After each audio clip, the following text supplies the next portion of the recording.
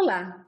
A Constituição de 1988 definiu os rumos básicos da atuação do Banco Central do Brasil e determinou a elaboração de uma lei complementar do Sistema Financeiro Nacional para definir a estrutura do BC. De lá para cá, o debate vem acontecendo, mas nunca houve o consenso sobre como deveria ser essa estrutura, que ainda é anterior à Constituição de 88. O embate se dá basicamente entre duas correntes ideológicas. A centro-esquerda, que defende um Banco Central vinculado ao governo, que coordene a política monetária visando o desenvolvimento econômico e social do país. E a direita, que defende um Banco Central que cuide apenas da política monetária e seja independente do governo. Dia 3 de novembro, o Senado aprovou o projeto de lei número 19 de 2019, que prevê a independência do Banco Central. O projeto agora aguarda votação na Câmara dos Deputados. Nesta agenda, eu converso com o economista especialista em políticas públicas, Paulo Klias, que vai nos falar sobre as consequências dessa medida no dia a dia dos cidadãos. Paulo, muito obrigada pela sua presença aqui no Agenda Econômica. Olá, Antônia, toda a equipe da TV Senado, agradeço bastante mais uma vez o convite. É sempre um prazer, poder conversar com vocês e com todos aquelas e aqueles que nos assistem aqui na TV Senado. Paulo, começando então, esse projeto é um projeto de 2019, existiram outros projetos anteriores a esse, tem projetos na Câmara, mas nunca houve um consenso. Esse foi votado, também não foi um consenso, tem vários questionamentos, mas na prática o que é que muda? O Banco Central, a equipe do Banco Central conseguiu finalmente com esse projeto a sua independência total do governo e o que isso significa no dia a dia da vida dos cidadãos? Bom, Antônia, veja, o que acontece? Esse debate a respeito da independência do Banco Central, ele não é novo, quer dizer, ele é recorrente. Eu fiz umas pesquisas aqui a respeito do tema, quer dizer, a cada ano, a cada 2 anos, aparece de novo esse tema na agenda, seja por pressões ou projetos vindos do Executivo, sendo projetos apresentados na Câmara dos Deputados ou mesmo no Senado Federal. Por quê? Na verdade, existe uma espécie de desconforto, tá certo? De setores ligados principalmente ao sistema financeiro, aos grandes bancos privados, que não gostam muito da ideia de que você tenha a institucionalidade da relação entre Banco Central e governo, como é dado atualmente, tá certo? Por quê? Porque eles usam um argumento, tá certo, que eu discordo, a gente vai conversar a esse respeito, dizendo que supostamente o Banco Central ele merece uma espécie de uma aura indevassável, porque ele seria, então, composto, a sua diretoria, por pessoas que exigem um saber técnico, um conhecimento da economia, etc., e que isso seria, entre aspas, muitas aspas, contaminado, sujo pela ação da política, tá certo? Só que a história do Banco Central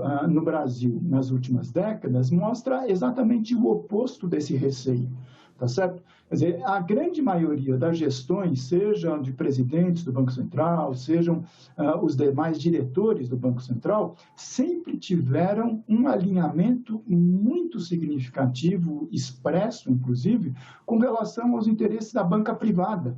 Você percebe? Quer dizer, então não tem sentido você pegar uma vida de Banco Central que, na prática, ela já é muito autônoma, eu diria, ela foi quase independente ao longo dessas décadas todas, e transformar essa independência num elemento irretocável. Quer dizer, nunca mais vai poder se retornar a um momento, por exemplo, que você tenha um conflito, tá certo? Quer dizer, entre o presidente da República, a sua equipe ministerial e as pessoas que eventualmente estejam à frente do Banco Central. Isso é normal, isso acontece. Ô Paulo, o Banco Central, ele existe assim, o que a gente imagina do Banco Central é ele cuida da moeda, ele cuida do dinheiro, no nosso caso aqui, do real.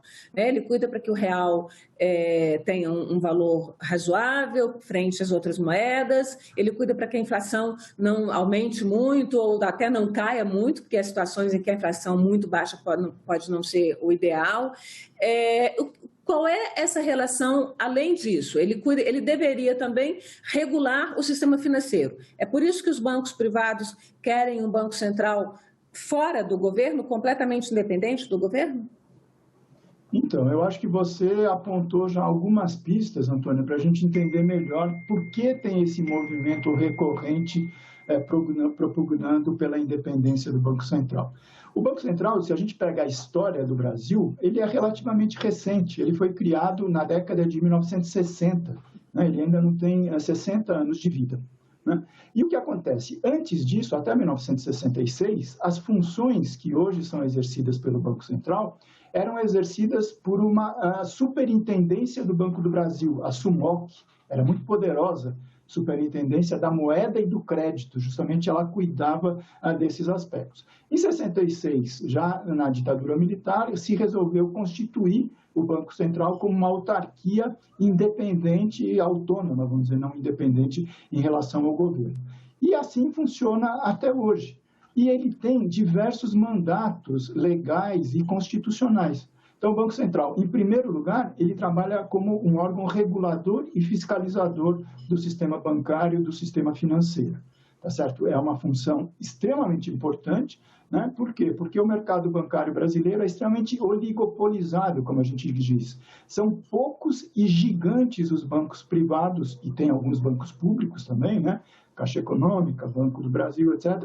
Mas, na outra parte, quer dizer, da balança, você tem empresas, cidadãos, e que tem muito pouco poder, tá certo, no processo da negociação da relação econômica com esses bancos. Então, o Banco Central deveria zelar, por exemplo, por um mercado mais concorrencial, ele deveria zelar por tarifas não exorbitantes, ele deveria zelar por taxas de juros não elevadas, pelos spreads, né, como é esse termo que os bancos cobram uma sobretaxa em relação àquilo que eles nos remuneram, enfim. Essa é uma parcela importante da atribuição do Banco Central. A outra é a definição da política monetária. O que significa isso, traduzindo economês? Você tem toda a parte da definição da taxa oficial de juros, que para nós é a Selic, né? E as derivações dessa taxa para o dia a dia das pessoas. Isso é uma atribuição do Banco Central também. Você tem, no caso brasileiro, aspectos da política cambial, também sob responsabilidade do Banco Central. Por quê? Todas as operações de importação, de exportação, de entrada, de saída de recursos de capital, seja especulativo, seja investimento estrangeiro direto, tudo isso passa pelo Banco Central. Então, a taxa de câmbio, né, quer dizer, do real com relação ao dólar, com relação ao euro, com relação às demais moedas estrangeiras, também passa pelo Banco Central.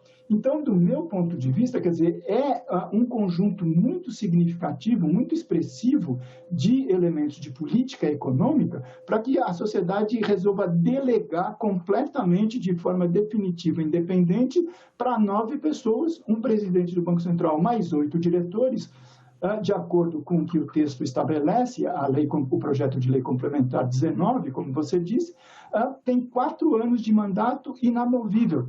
Isso é uma loucura, quer dizer, então o projeto estabelece, olha, no 3º ano de um mandato de um presidente da República, ele entra uma nova equipe do Banco Central. Como ele tem mandato de 4 anos, ele vai ficar o 2º biênio desse mandato do presidente, mais o 1º biênio do próximo presidente da República. E isso, do ponto de vista institucional, é muito complicado, porque você imagina que, no regime democrático, você tenha um novo presidente da República que seja eleito porque a população acha que tem que mudar a política econômica do governo anterior. Então, você vai ter o presidente com um programa, o seu ministro da Fazenda, seu ministro da Economia, do Planejamento, o que seja, com uma determinada orientação legitimada pelo voto popular, e ele vai encontrar, provavelmente, encastelado no Banco Central, se ele é um presidente que se opôs ao governo anterior, que tem uma visão totalmente oposta a isso. e que pode criar problemas na implementação justamente de uma política econômica articulada, tá certo? E isso é muito grave para o futuro da estabilização econômica do país, entende? Tá, Paulo. Pelo que você está falando, o presidente do Banco Central vai ter, na verdade, mais independência e mais poder do que o presidente da República, já que o que ele disser está dito e ele não tem voto popular. Exatamente. Isso serve tanto para a direita quanto para a esquerda.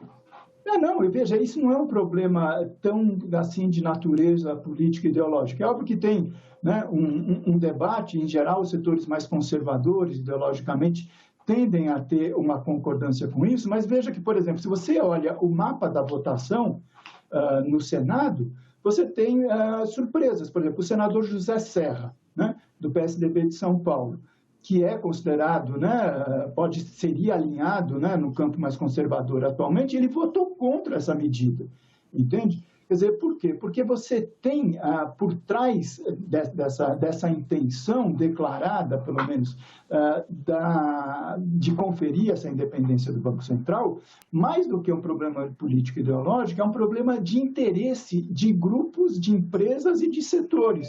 E, claramente, nesse caso, quer dizer, é o interesse do sistema financeiro, do sistema bancário, de ficar completamente isolado, independente de pressões que são pressões legítimas, tá certo? Olha, o presidente da República acha que a Selic precisa ser rediscutida. Certo? Ele tem conselheiros, ele tem ministros na área econômica que podem chegar a essa opinião. Então, você vai ter esse conjunto sendo barrado na definição da política monetária, estou levantando uma hipótese, por quê? Não, porque aquele grupo, aquele presidente do Banco Central, aqueles diretores, eles foram outorgados um mandato e vão ficar 4 anos ali sem fazer nada. Certo? Paulo, esse debate se arrasta já há muito tempo, desde a Constituição de 88, que foi quem previu que deveria ter uma redefinição aí da estrutura do Banco Central.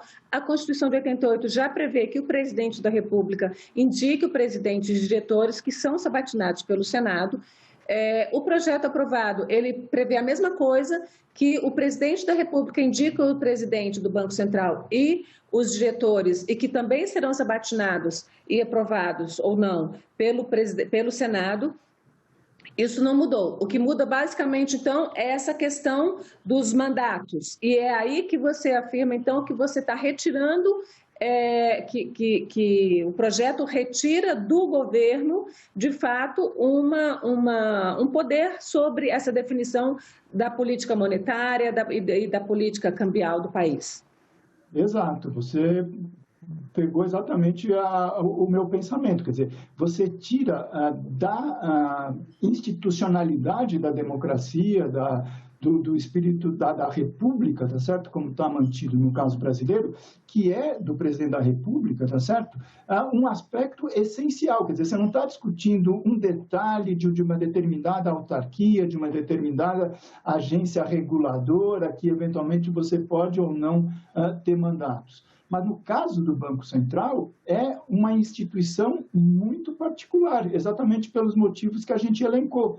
Definição de política monetária, definição de política cambial e regulação e fiscalização do sistema financeiro. Por exemplo, num determinado momento, sempre que a taxa de juros está muito alta, o executivo de plantão ele fica um pouco incomodado, porque isso afeta toda a população brasileira. Isso é recorrente, independente de ter um governo mais ou menos conservador do ponto de vista político e ideológico, tá certo? Uma das formas da manifestação dessa taxa de juros ou da cobrança, né, de tarifas consideradas elevadas pelo sistema financeiro é o Banco Central, por exemplo, estabelecer regras, né, dos limites da taxa de juros, dos limites das tarifas, dos limites do spread, né, que é cobrado. E isso o sistema financeiro bancário privado morre de medo, porque aí eles dizem que isso seria uma intervenção excessiva, entre aspas, assim, do governo. Mas se a gente olha as equipes da direção do Banco Central desde as últimas décadas até hoje, quem exerce a função? Quem senta na cadeira de presidente do Banco Central, na cadeira de diretores? Ou são banqueiros do setor privado estrito sensu, quer dizer, dono de banco, ou são diretores de bancos privados, tá certo? Você tem, não vou dar o nome dos bancos, mas bancos privados, inclusive internacionais, que da noite para o dia viram presidentes do Banco Central. Você tem economistas, especialistas, operadores do mercado financeiro que trabalham justamente na ótica de defender os interesses dessas empresas, ocupando a cadeira de presidente ou de diretor de banco. É aquilo que, vamos traduzir no dito popular, as pessoas chamam de botar a raposa para tomar conta do galinheiro, entende? Então, o sistema bancário não tem do que reclamar. Na prática, apesar de nunca ter tido essa independência que eles tanto pleiteiam e que colocaram nesse projeto de lei complementar, o sistema financeiro sempre esteve muito atuante, muito presente no interior da diretoria do Banco Central. E por isso que eu acho, quer dizer, que dá esse passo a mais. Quer dizer, se antes já era complicado você botar a raposa para tomar conta do galinheiro, se você confere a ele esse mandato de 4 anos em que ele pode fazer absolutamente tudo, porque ele está inamovível, aí a coisa realmente pode escapar do controle e você ter um problema, vamos dizer, de conflito institucional aberto que não interessa a ninguém. Porque no limite dos limites, quer dizer, o poder originário está onde? Está no voto da população. E a população, a cada 4 anos, escolhe um presidente da República que monta a sua equipe de governo. E dentro dos elementos de políticas públicas, a política econômica é talvez uma das mais importantes, em especial política monetária e política cambial. Por isso que, do meu ponto de vista, não cabe você conferir essa independência tal como proposta no projeto de lei complementar, entende? Sim. Como é que funciona isso no restante do mundo? Porque um argumento que a gente ouve muito vamos fazer isso porque no resto do mundo é assim, nos Estados Unidos é assim, na Europa é assim. Como é que funciona isso? E há uma tendência hoje no mundo de ter bancos centrais independentes? E o que significa isso? Bom, veja, Antônia, quando as pessoas falam da independência, né, sendo uma necessidade aqui no Brasil, elas pensam basicamente em 2 modelos, né? Quer dizer, o modelo norte-americano dos Estados Unidos, que é o chamado Federal Reserve, né, o Fed, que é o Banco Central dos Estados Unidos, e também o Banco Central Europeu. O resto dos países tem modelos que têm mais ou menos autonomia, mais ou menos independência, mas quem defende isso pensa no Fed. E o Fed é exatamente assim, quer dizer, você tem a definição de mandatos para os diretores, o presidente, os diretores do Banco Central, tá certo? Como se propõe fazer aqui. Só que, na hora que eles pretendem copiar, né, vamos dizer assim, o modelo norte-americano, eles se esquecem de um aspecto que eu sempre levanto e aí a discussão sai da forma como eles estavam pretendendo. Por quê?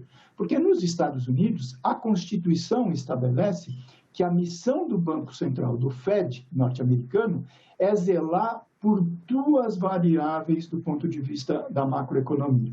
No Brasil, a única missão, entre aspas, que o Banco Central tem é zelar pela coisa da inflação, porque realmente a gente tem um histórico, né, meio complicado de hiperinflação, essa coisa toda.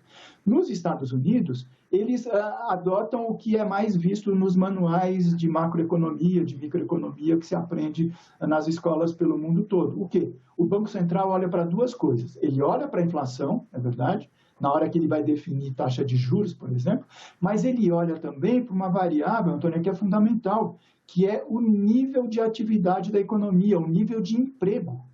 Então, no caso brasileiro, quer dizer, se a gente tivesse copiado, né, esse modelo norte-americano lá para trás, nas últimas décadas, muito provavelmente o nível de dependência que a sociedade brasileira tem com relação ao sistema financeiro seria muito diferente.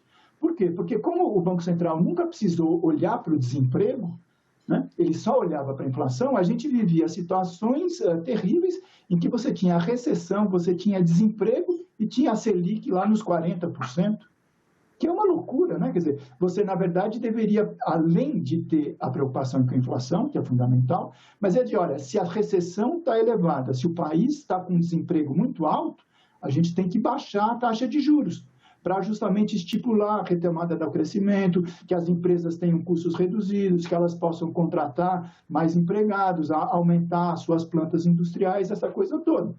E essa importação, entre aspas, ela não veio. Além disso... A importação foi incompleta.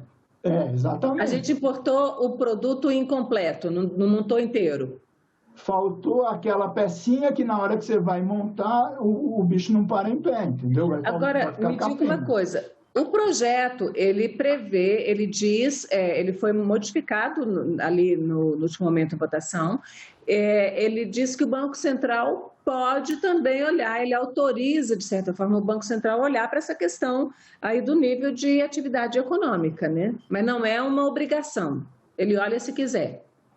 Exatamente, a gente volta a esse ponto de que aonde está a obrigatoriedade e o mandato original, tá certo? Quer dizer, então, é óbvio, né? Seria óbvio, pelo menos para qualquer cidadão, qualquer cidadã, né? Minimamente informado, para qualquer estudante de economia ingressando no primeiro ano, que, do ponto de vista macroeconômico, né, quer dizer, você teria que ter uma preocupação com a atividade, com o nível de atividade, com o PIB, com o emprego, tá certo? Quer dizer, e, historicamente, a autoridade monetária no Brasil, o Banco Central, nunca se preocupou com isso, e com qual argumento? Não, mas eu não sou obrigado a fazer isso. E continua não sendo obrigado a fazer isso.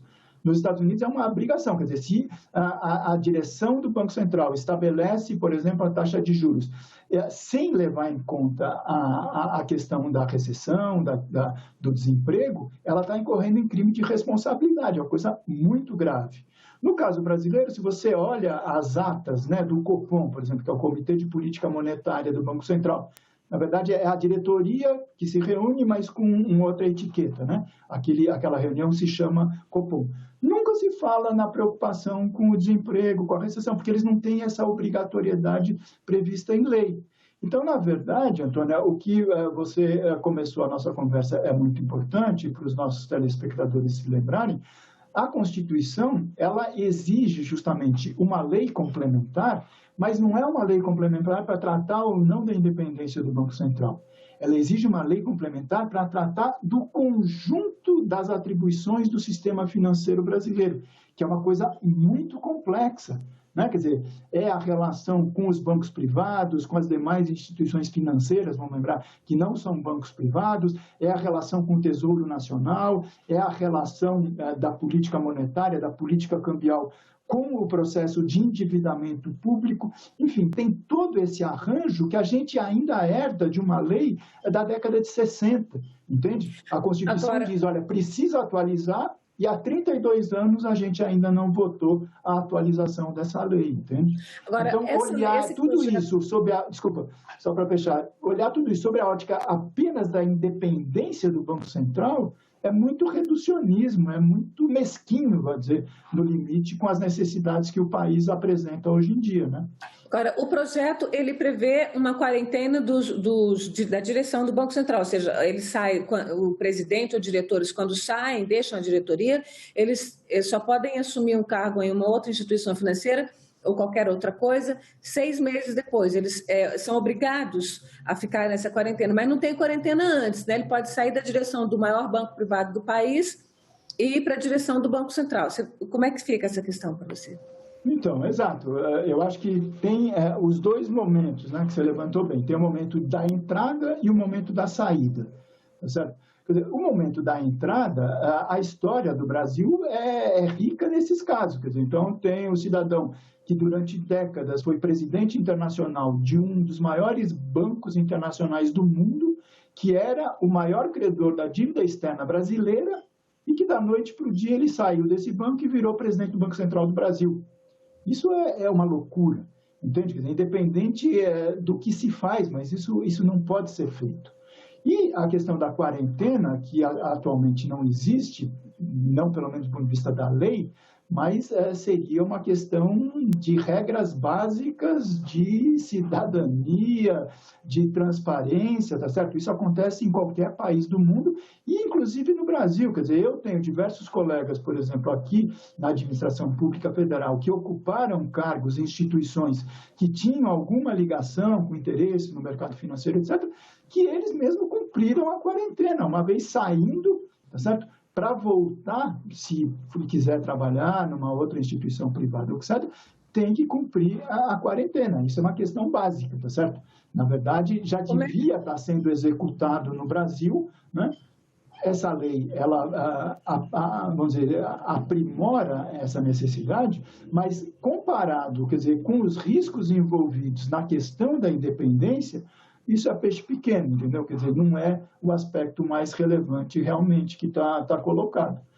Porque você tem justamente isso que eu chamo de relações incestuosas, né, entre o setor privado e o setor público no domínio econômico, entende? Quer dizer, então, você tem um canal aberto que as pessoas entram, saem, e a quarentena seria importante, mas ela por si só, quer dizer, não é alguma coisa que garanta completamente que você não tenha os interesses privados entrando dentro do setor público, principalmente porque a entrada ela está aberta desde o início, sem nenhuma necessidade de quarentena.